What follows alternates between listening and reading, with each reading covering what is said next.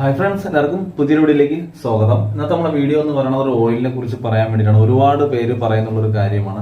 ഒരു വർഷത്തിനുള്ളിൽ തന്നെ നമുക്ക് 1, 2, 3 തവണയൊക്കെ എഞ്ചിൻ പണിയുന്ന ഒരുപാട് കസ്റ്റമറുകളുണ്ട്. ആ കസ്റ്റമറുകളൊക്കെ പറയുന്ന കാര്യമാണ്, ഞാൻ ഒരു വർഷത്തിന് മുമ്പ് 2 തവണ എഞ്ചിൻ പണിതതാണ്, പക്ഷേ എൻ്റെ വണ്ടിക്ക് ഓയിൽ കിടക്കുന്നില്ല, അല്ലെങ്കിൽ വീണ്ടും പിസ്റ്റം പോയി, വീണ്ടും പോകാനുള്ള കാരണം എന്താണ്, ഞാൻ കറക്റ്റ് ഓയിൽ മാറുന്നതാണ് എന്നൊക്കെയാണ് ഒരുപാട് പേര് പറയുന്നത്. പക്ഷേ ഈ ഒരു കാര്യം ആരും ശ്രദ്ധിക്കാത്തതാണ് ഇതിലുണ്ടാകുന്ന പ്രശ്നം. നമ്മൾ കൂടിയ ഓയിലാണ് ഒഴിക്കുന്നത്. അതുപോലെ തന്നെ വണ്ടിയിൽ നമ്മളെല്ലാവരും ഓയിൽ മാറാറുണ്ട്. ആ സമയത്ത് തന്നെ എല്ലാവരും കൂടിയ ഓയിലാണ് ഒഴിക്കാറുള്ളത്. അതുപോലെ തന്നെ നല്ല ക്വാളിറ്റിയുള്ള ഓയിൽ, നല്ല ബ്രാൻഡായിട്ടുള്ള ഓയിൽ കമ്പനികളെ തിരഞ്ഞെടുത്ത് ഞാൻ വണ്ടിയിൽ ഒഴിക്കാറുണ്ട്. പക്ഷേ എന്നിട്ടും എൻ്റെ വണ്ടി എഞ്ചിൻ പണി ആകുന്നുണ്ട്. അത് എഞ്ചിൻ പണി ആവാനുള്ള കാരണം എന്താണെന്നൊക്കെയുള്ളത് ഒരുപാട് പേരുടെ മനസ്സിലുള്ള ഒരു ചോദ്യമാണ്. അപ്പോൾ ആ ചോദ്യത്തിനുള്ള ഉത്തരമാണ് ഇന്നത്തെ ആ വീഡിയോയിൽ ഉൾപ്പെടുത്തിയിരിക്കുന്നത്.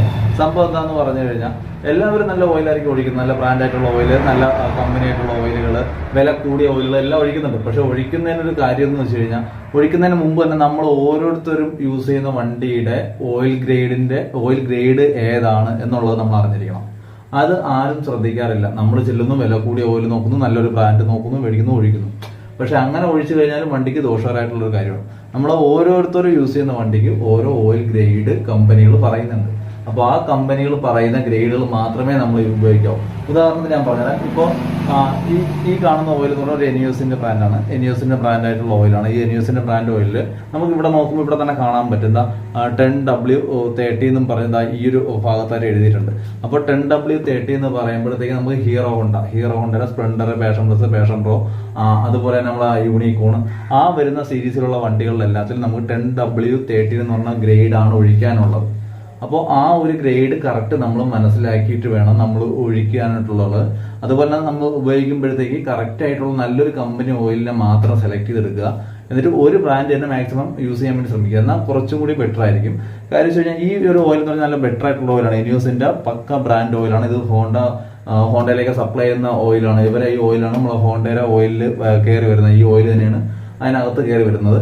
അതുപോലെ ഇത് ഫുള്ളി സിന്തറ്റിക് ആണ്. ഇവിടെ എഴുതിയിട്ടുണ്ട്, നിങ്ങൾക്ക് നോക്കുന്ന തന്നെ കാണാം. എനിയോസിന്റെ ഓയിൽ യൂസ് ചെയ്യുന്നവർക്ക് കറക്റ്റ് നിങ്ങൾ നമ്മുടെ വീഡിയോയുടെ താഴെ കമന്റ് ചെയ്യുക, ഓയിലിന്റെ പെർഫോമൻസ് എങ്ങനെയാണെന്നുള്ളൊരു കാര്യം അവർക്ക് കറക്റ്റ് അറിയാൻ പറ്റും. അത്രയ്ക്ക് പക്ക ക്വാളിറ്റി ആയിട്ടുള്ള ഒരു ഓയിലാണ് ഈ ഒരു എനിയോസ് എന്ന് പറഞ്ഞ ബ്രാൻഡ്. ഓയിലിനെ കുറിച്ച് പറയുമ്പോഴത്തേക്ക് വേറെ നമ്മൾ ഈ ഓയിലിനെ പ്രൊമോട്ട് ചെയ്ത് പറയണമെന്നല്ല, എന്നാലും ഞാൻ മനസ്സിലാക്കിയെടുത്തോളം അത്രയും പക്ക ഓയിലാണെന്നുള്ള കാര്യം എനിക്ക് ഉറപ്പായതുകൊണ്ടാണ് ഞാൻ ഇതിനെക്കുറിച്ച് പറയുന്നത്.